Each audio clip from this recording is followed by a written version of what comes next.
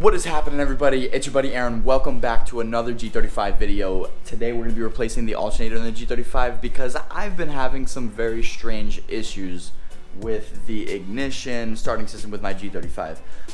As you guys can tell, we did replace the starter in the last video, and not to mention we definitely had to replace the starter because it was starting to turn slow. I'm having no issues with the starter right now. The issues that I've been having lately is not enough power getting to my fuel system to push fuel through the injectors to start the car. So my car will crank, but it won't start sometimes. So in the morning, if I want to go to work, I kind of come out a little bit early, try to start it, let it sit for a little bit, come back again, and then it'll eventually start up, and then I can drive it to fucking work. That is not a reliable car, so I'm going to be replacing the alternator because that's what needs to be done. Other signs that were showing that my alternator was going, I was having some dimming of my dashboard lights in the cluster. So went over to Advanced Auto Parts. We got ourselves a CarQuest alternator for the G35.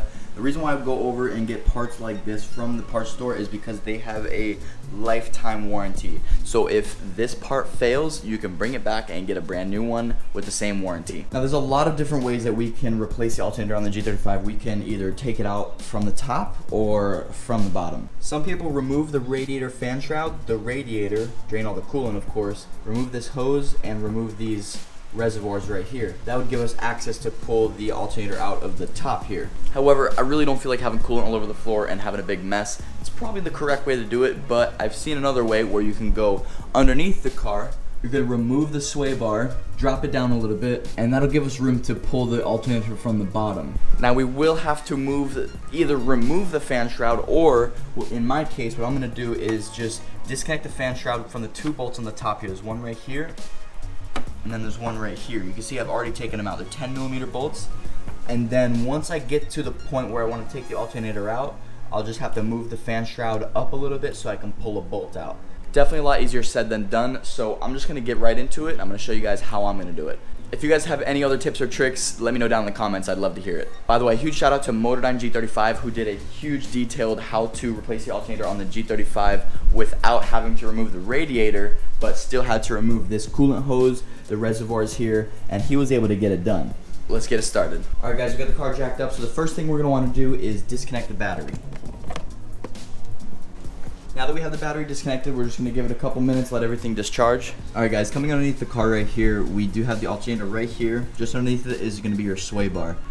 Sway bar is connected at the bushings here by four 14mm bolts. So we're gonna disconnect those 4 bolts on each side so we can drop the sway bar so it can hang by the links. It'll be hanging down like right over here, and it'll give us more access to the alternator. The alternator does have a couple bolts. We have 2 12mm bolts down here on the lower bracket. This bolt right here is gonna be your tensioner bolt, so we're gonna loosen that to loosen the tension to remove the belt. And you can also loosen the 14mm bolt, that is the pulley, if you do have to remove the pulley. I think you're gonna have to remove the pulley just so you can snag the alternator out. Also gonna be a very long bolt just above the pulley on the alternator. I'll be showing you guys later, but pretty much you gotta move the fan shroud a little bit out of the way just to pull that bolt out. So that's the front. Coming over to the back side of the alternator, we're gonna have to remove a 13mm bolt that's gonna be real hard to get to. I'm gonna circle it for you guys right here in red.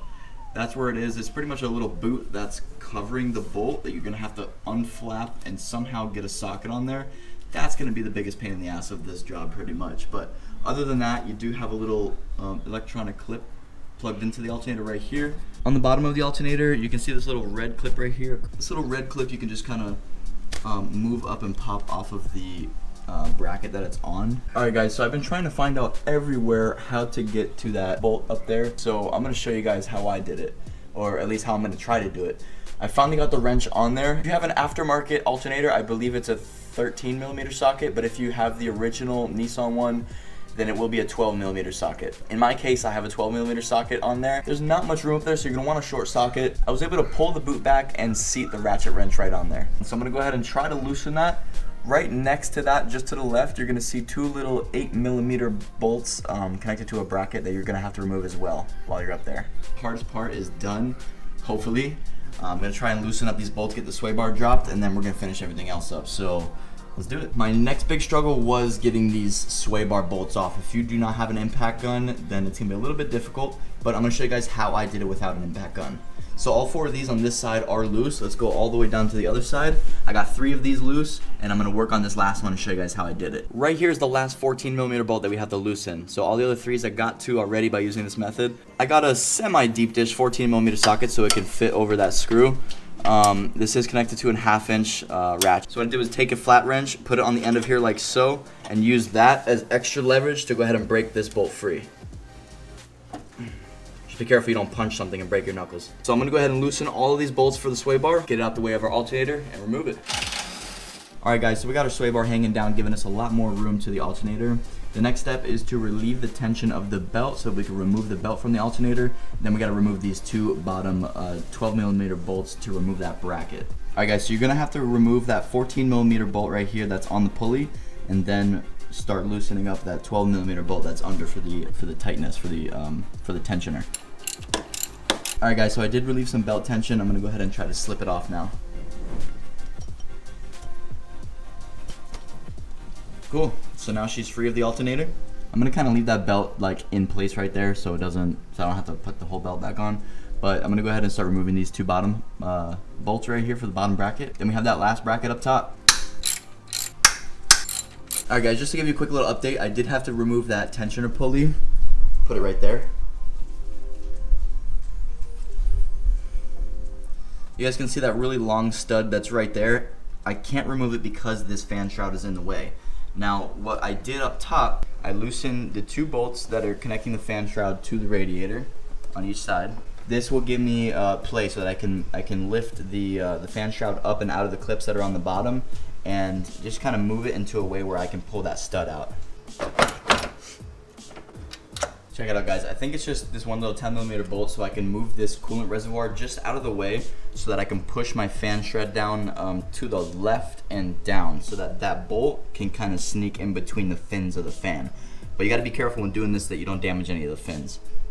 Alright guys, so I got the bolt out. I just had to really kind of force that fan shroud down just a little bit so that I can have room to take out that large ass bolt. I think we're all good now. We should be ready to take it out. Oh, nothing. Okay, yep. It's coming. Holy shit, we did it. We did it. We just removed my first alternator ever. Rest in peace. You are good. Bye bye. Oh, now it's got to move? Oh shit. Oh damn. Alright, let's see what we got in this bad boy right here. Ooh, shiny. Stop! What is this? Bro, how are you gonna sell that to me, bro?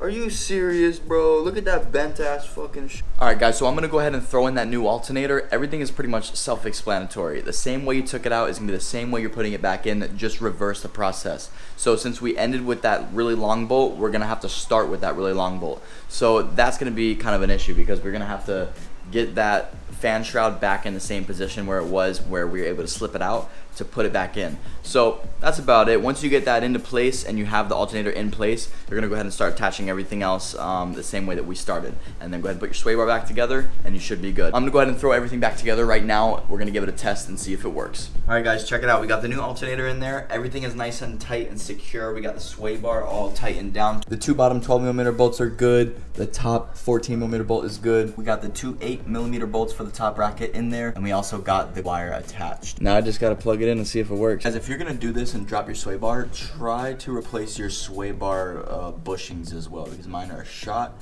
and I should have done that. Also, while you got the belt off, it's not a bad idea to replace that too.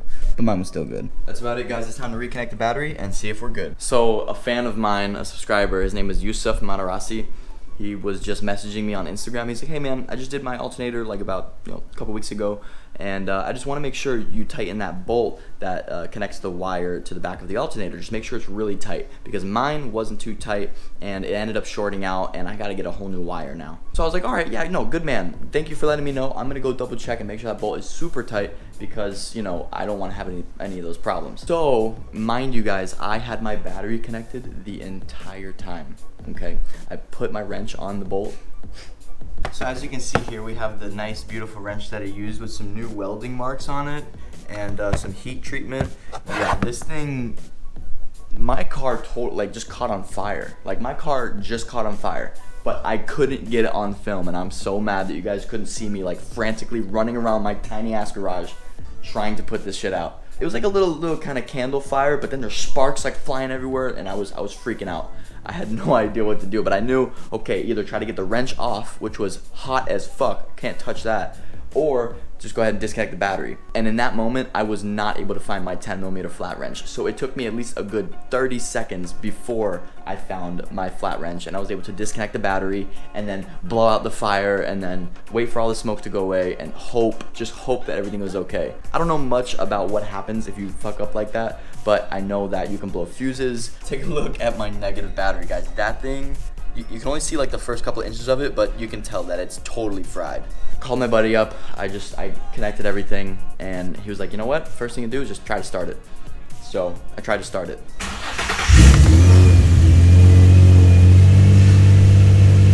So that's another lesson learned here in AA Ron's good old struggle garage.